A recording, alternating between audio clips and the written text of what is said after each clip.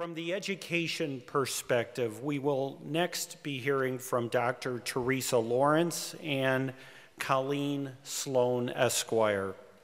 Dr. Lawrence currently works as the Director of Curriculum and Staff Development in the Clarence Central School District. While serving on the Town Youth Board, she became committed to increasing the awareness of prescription medication abuse in adolescents. Dr. Lawrence presents on the topic and is involved in organizing prescription medication drop-offs. Attorney Sloan serves as Manager of Labor Relations and Associate School Attorney at Erie One BOCES, which is the Board of Cooperative Educational Services in West Seneca, New York. As Manager of Labor Relations, Attorney Sloan provides labor relations and student relations services to participating school districts. These services include negotiation and administration of collective bargaining agreements, representation at arbitrations, and investigation of student and employee misconduct. Please join me in welcoming our next two presenters.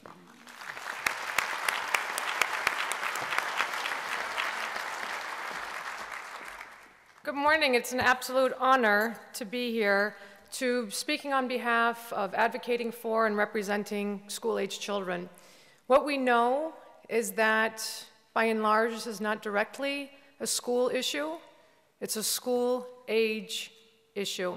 Middle school students range from 11 to 13 in age, and high school students range from 14 to 18 in age. Our first experience in Clarence, and really wrestling with this issue, came a handful of years ago after a strategic planning committee when we were reviewing OASIS data on risky decision-making of our youth. At a meeting, we had one of our high school students stand up and say, "Really? It's not so much an alcohol issue. It's a prescription pain medication issue." All of the adults were taken aback, and we asked her to explain further. She said, "A couple of weeks ago, I had all 4 wisdom teeth taken out. I went home, I was exhausted, I crashed, and I went back to school." She proceeded to start again and say when she left having her wisdom teeth pulled, she had a script of 30 hydrocodone pills that she never took. When she went to school the next day, she was approached by students who were willing to offer her upwards of $5 to $10 for a pill, knowing that she had a refill. At that moment, Clarence Central School District really recognized that there's an epidemic. If this is one student, and this is a good student, if it's happening to her, it's happening to others. So what Colleen and I would like to do for you today is just give you some statistics on youth and their use and abuse, and Colleen will walk you through some of the things that school districts can do and some of the things that we cannot do. Lots of the statistics that I will show for you come from different sources, very credible sources. The scary part is research has been conducted again and again, independently of one another, and the results are staggering and the results are consistent. I'll use Clarence quite often just to give you context of local communities. In Erie County, there are 19 school districts. Every time I give you a Clarence statistic, I'm going to ask you to think about what it means locally. Clarence High School together, middle school and high school, has 2,400 students, 2,400 students. If 25% of students are using, we have 600 students who have used prescription pain medications for recreational use. The scary part for us, this is 7th grade, this is 6th grade, this is end of 6th grade. My son is in 7th grade. It's a scary thought to think that as well-intended as we are, regardless of our curriculum, regardless of our content, regardless of how teachers care, when students come to school for us and with us, they are embarked on a lot of behaviors. This study was done in 2009 by OASIS, and they surveyed approximately 112,000 students in 400 school districts. There are only 700 school districts in New York State. A few alarming statistics for us. 4% of youth 12 to 17 report non-medicated use of prescription pain medications. If I look at our students in Clarence, that's 96 students. 5% of 12th graders reported using OxyContin without a prescription in the past year. 9.3 reported use of Vicodin. That's 20 students, and that's 40 students. Clarence only has 26,000 families. Non-medical use of tranquilizers, sedatives. This is scary for us. 63% of youth who had used prescription drug non-medically in the past year also used marijuana.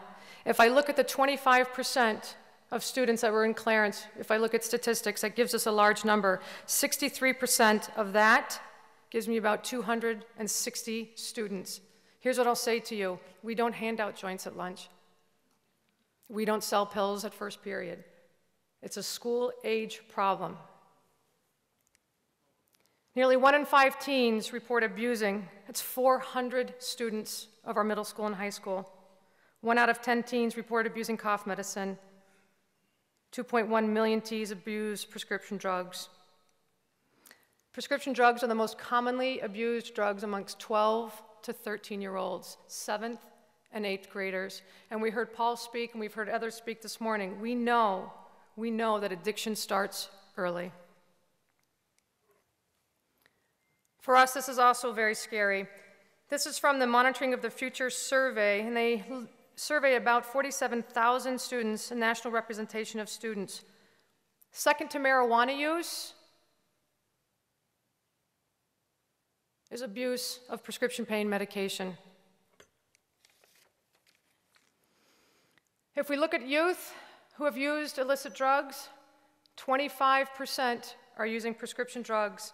Again, if I look at Clarence, middle school and high school, there's about 4,000 students. It's 1,000 students in a very small space, times 19 school districts just in Erie County alone. Vicodin, these are national statistics. 8th graders, 10th graders, and 12th graders, significant percentage of our population. Oxycontin, and this is Clarence. We had about 5 students in 2007 that were suspended in long-term suspension for drugs, 11, 16, and 9. The scary part is, even in Clarence, really we're not far off from national trends. One thing that Clarence does, separate from a lot of other school districts, our long-term suspension ranges from 5 to 10 weeks. 10 weeks you're out of school. If, however, you and your family participate in counseling, we'll bring you back in 5 weeks. If you have a second act, it's a mandatory 10 weeks. How do they get them? Remember, we don't distribute them for fun in schools. If a parent has a script for a child, they work directly with our nurse. 50 to 60% are free from a friend or relative.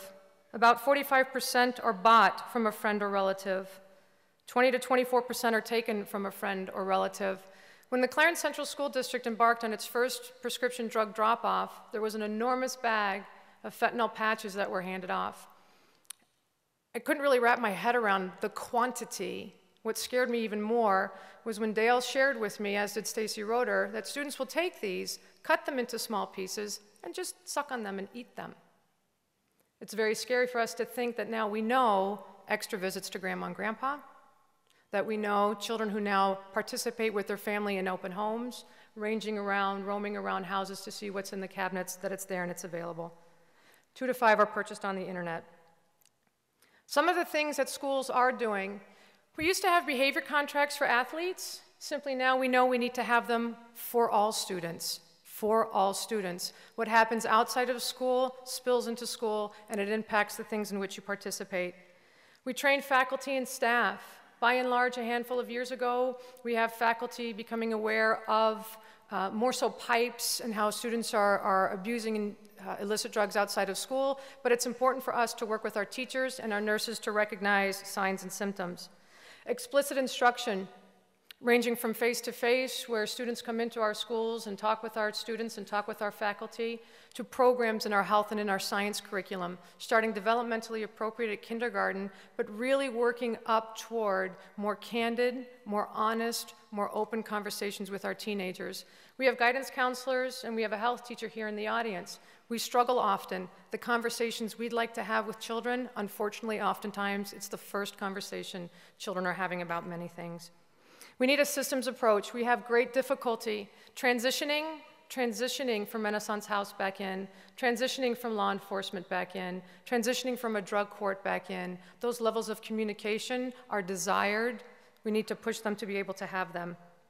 And we need to engage the community in awareness of proper medication disposal. It seems so trivial, it seems so simple, but if students don't have access to them, they can't take them.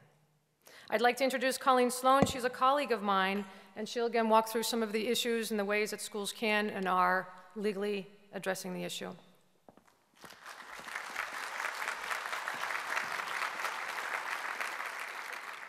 Good morning, and thank you for having me here this morning. One of the services that we do at the Erie One BOCES Labor Relations Service is to assist school districts with the imposition of discipline and suspensions on students who engage in misconduct that violates the district's code of conduct, including the use of prescription drugs on school property. So please keep in mind that my remarks are going to be coming from that perspective, from a disciplinary perspective, as opposed to more of a prevention perspective that Teresa was outlining. So that being said, let me just begin briefly by commenting on what's in place in school districts from a disciplinary standpoint.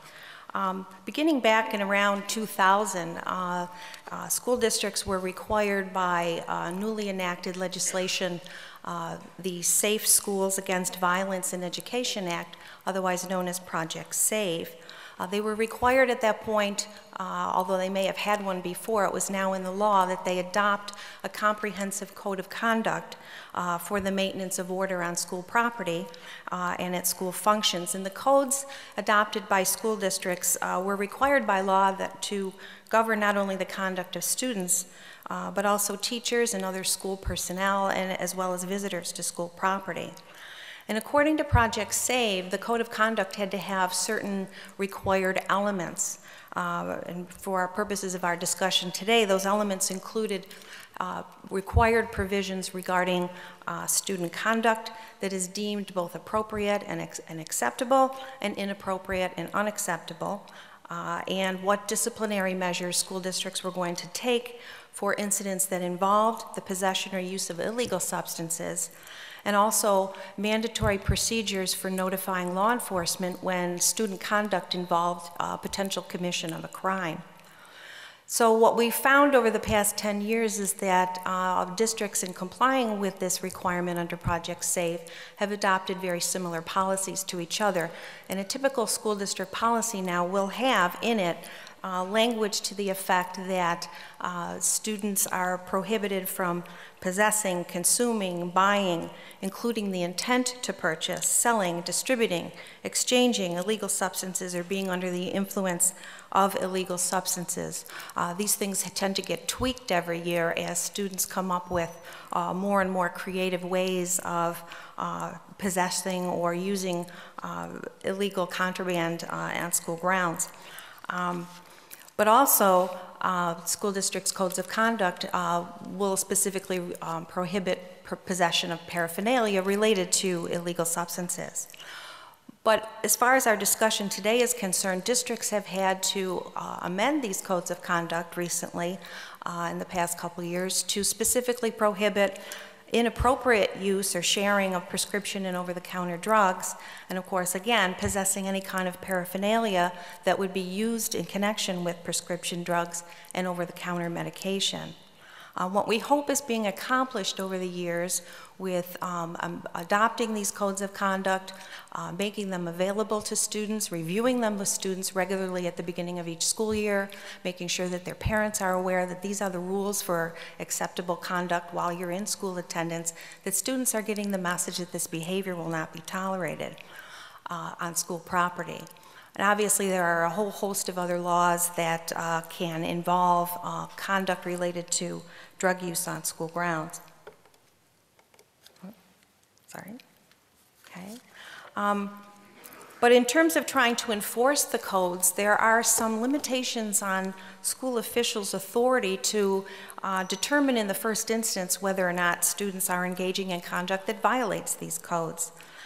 For example, if a school official has reason to believe that a student has or is under the influence of prescription drugs while in school, those school officials are bound, obviously, by the Fourth Amendment and state law when they're considering whether to search those students, their possessions, or test their blood or urine for the presence of drugs.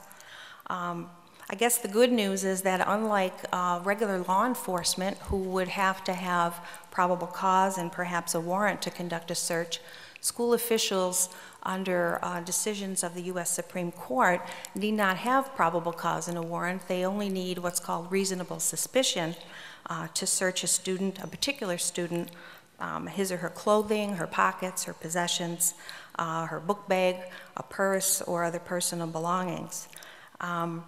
There hasn't been much case law in New York that specifically tells school districts in New York whether or not they can use trained narcotics dogs to detect the scent of drugs in public schools, but there have been some federal appellate courts outside of New York that have upheld such use to sniff students' lockers and cars by ruling that this kind of a search doesn't even constitute a search under the Fourth Amendment at all, and so therefore there's no need to worry about what's the standard of suspicion. But there are some courts outside of New York State that have ruled otherwise. At least one has held that districts are subject to the reasonable suspicion standard, and that a sniff by a dog of a student's body is in fact a search that the Fourth Amendment is applicable to. Now, in the event that we think that perhaps the student has taken these prescription drugs and hidden them in their clothing or their underwear, the ability to conduct a strip search on a student is even more restricted. The U.S. Supreme Court has held recently that to do a strip search, a district has to have a reasonable suspicion of danger or a reasonable suspicion that the student has in fact hidden those pills beneath his or her underwear. Obviously, the court is seeing that there's a huge difference between the circumstances that would justify a search of the student's backpack or their outer clothing versus the circumstances that would warrant exposure of the student's private parts. You might be familiar with cases, especially by the Supreme Court, that have upheld school district policies that require mandatory drug testing of student athletes. Or you may have heard about cases in other jurisdictions that have allowed districts to drug test middle and high school students who participate in extracurricular activities. But in New York, the New York State education law prohibits such testing without specific parental consent. Under Education Law 912, school districts are allowed to conduct urine testing of students in grades 7 through 12 for detection of the use of dangerous drugs as defined in the penal law, but again, only on parental consent. And under that law, even the use of those test results is very limited. District is required to notify the parent and to let them know what kinds of services might be available to them to assist their child, but the test results cannot be used in any way for law enforcement purposes. In terms of questioning students about their possible possession of drugs on school property, under the law, a school district official has the authority to question a student without permission of the parents or giving a student Miranda warnings. But when a school resource officer who could perhaps be an off-duty law enforcement individual or actual outside law enforcement is called onto school property to question a student, then we have a whole other set of circumstances, and there may be some need to get parental permission. Now, while it's becoming more and more common for school districts to set up video surveillance cameras to monitor student behavior, there are, of course, obviously some limits placed by law on how extensive that surveillance can be. And because the courts have held that students have an expectation of privacy in areas such as student lavatories and changing rooms, and if anyone in the audience is from a school, you know that that's one of the places where students are going to go to pass these drugs along.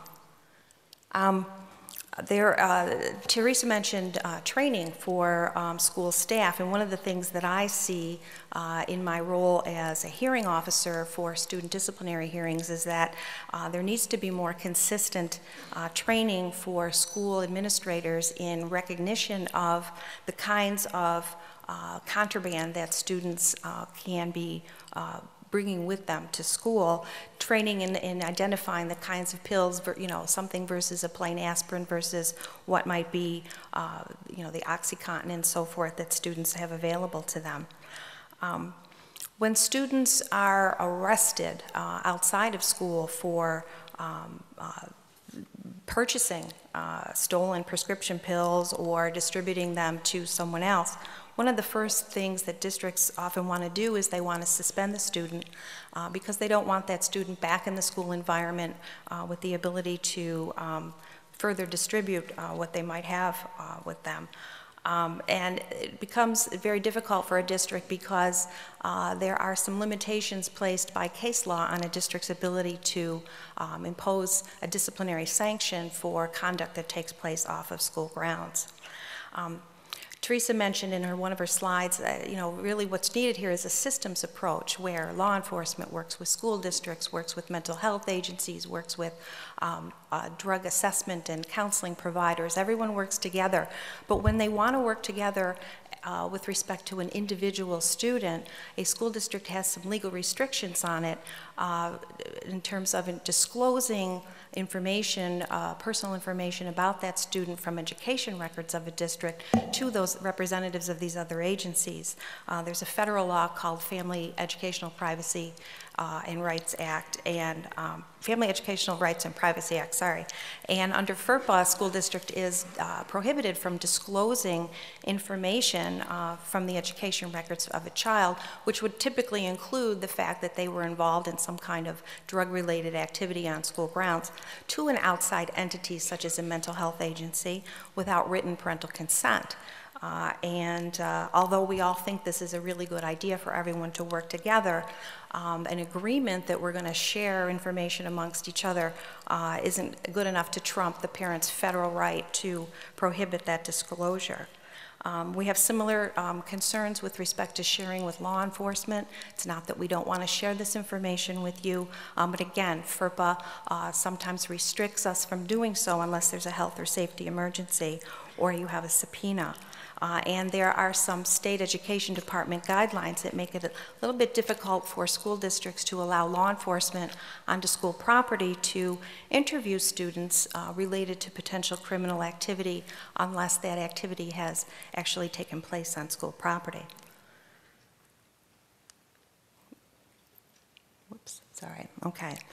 Just very briefly, in terms of what the law allows for disciplinary responses in these situations, the law and the district's codes of conduct provide for a range of disciplinary penalties for drug-related misconduct. It can range from a warning, detention, suspension, and so on. But again, a lot of times the initial reaction is to try and get the student out of the regular education setting and into perhaps some kind of alternative setting. Might better meet their needs, but the law prohibits a district from involuntarily placing a student in an alternate setting like that without consent of the parent. One of the things that the education law does provide for, though, is the authority to suspend a student who has violated the district's code of conduct. And a building principal can suspend a student for up to 5 days. But there is some minimal due process that's required by the education law if they're going to impose what's called a short-term suspension under those circumstances. And one of the things is that the parent has to be given written notice of the proposed suspension and told that they have an opportunity to come in and meet with the building principal for an informal conference, at which time the parent and the pupil have the right to question what's called the complaining witnesses. And in some instances, the only complaining witnesses to a prescription drug-related transaction is going to be a fellow student. And it puts a district in a very difficult position to allow the parents and a student to come and really just grill another student who may have been the one that reported the other student's misconduct in the first place. The other thing that a school district can do is they can suspend beyond 5 days, but in that case, the education law provides for a fairly extensive system of due process in those instances where the student is afforded the right to a formal hearing with the right to be represented by an attorney, the right to present witnesses on their own behalf, and to cross-examine the district's witnesses against them. In terms of the issues that come up in suspending a student over 5 days at these hearings, a lot of times a school administrator will question a student regarding their suspicions about that student's use of prescription drugs or other illegal drugs. And the student will admit to the school official, the building principal or the assistant principal is often in charge of student discipline for a building. They'll say, yeah, I did that. Those were my pills. They're in my backpack. I brought them to school and I gave them to so-and-so. And then in that case, that is sufficient under decisions of the Commissioner of Education to establish that the district met its burden of proof and the student can be found guilty. But a lot of times the student says, no, I don't know how those pills got in my backpack or my purse. I didn't put them there. I wasn't, I didn't have my backpack under my control the whole time. Somebody must have put them there. What is the district going to do in order to meet its burden of proof at a student suspension hearing if, in fact, as Teresa said, sometimes, you need to be looking at, 10 weeks, 15 weeks suspension for a particular act of misconduct. How are they going to meet that burden of proof if they don't have a student admission? Again, sometimes they will have to rely on the ability to have a fellow student come and appear as a witness in that proceeding and testify against their fellow student, which, believe me, creates all kinds of issues.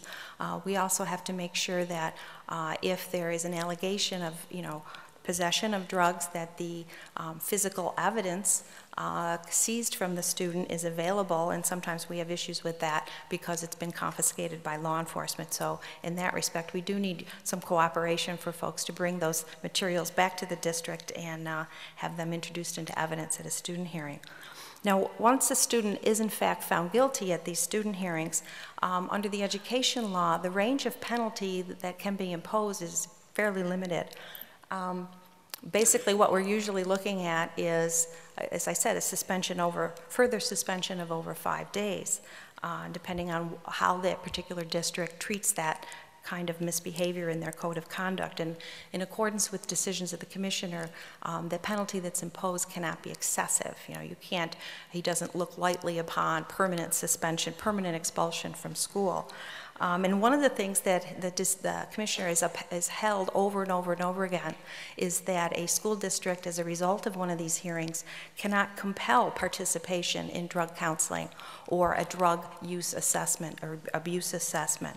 He can't order that a student attend Renaissance House or Stepping Stones, even though we know that those are the kinds of programs from the students speaking here earlier, that those are the kinds of things that work.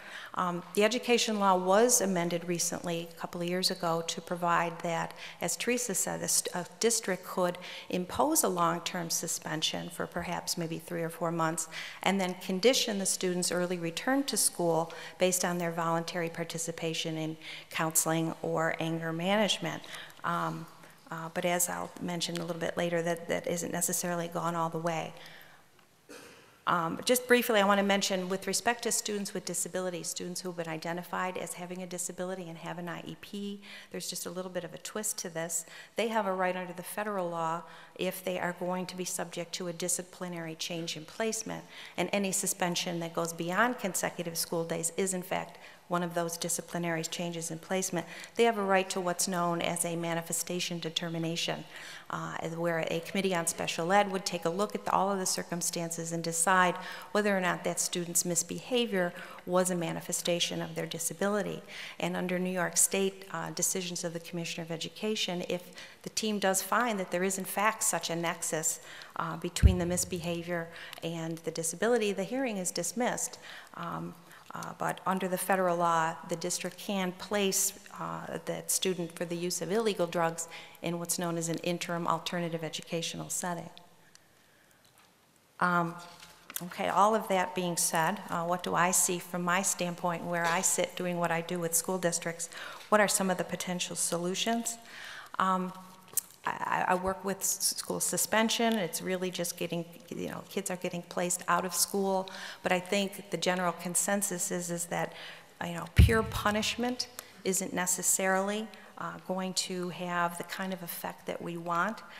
In some instances it does. The student gets caught the first time they engage in this kind of behavior, and it sends a clear message to that student and their family that no longer is this behavior going to be tolerated. They turn their life around and they never do it again. But lots of other students, that's not the case, and they're repeat offenders. They don't need a punishment or a solution that's going to let them sit at home and get a tutor to come to their house for 2 hours a day.